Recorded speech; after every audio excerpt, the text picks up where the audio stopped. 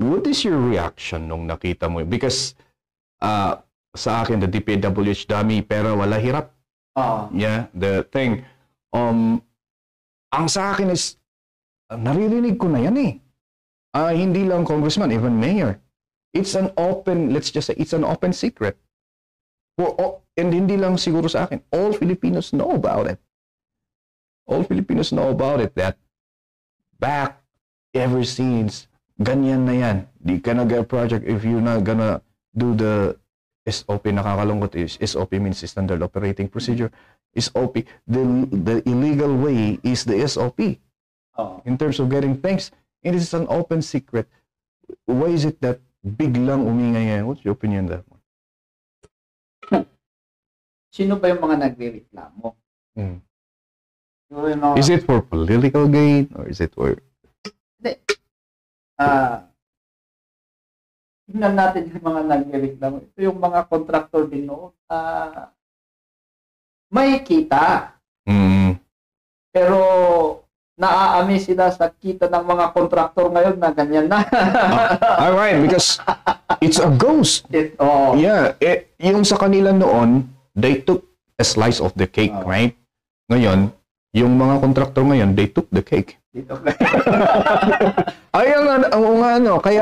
Kaya they have to complain, right? That is one. Kaya nga maingay. Kasi, bakit kami noon? Yeah, tama. Meron kaming na-accomplish. Sila ngayon, wala silang naka-accomplish. Nag-increase pa yung budget ng per project. Yeah.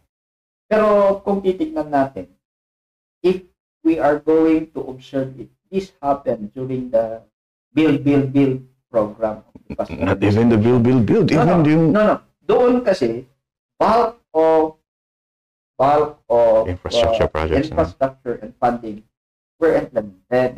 No, nang ginawa ng mga ibang contractor in order for them to implement is that they naghanap sila ng mga kasama. Now, na-realize nila, kaya pala natin eh. Now, hindi na, since alam na nila yung paano itago, parang in-over na nila. Yeah, because naging confident na sila because they know how to hide it. Lantaran na. Kasi nga ikaw naman, bilyon yung naitago mo ngayon. Yeah.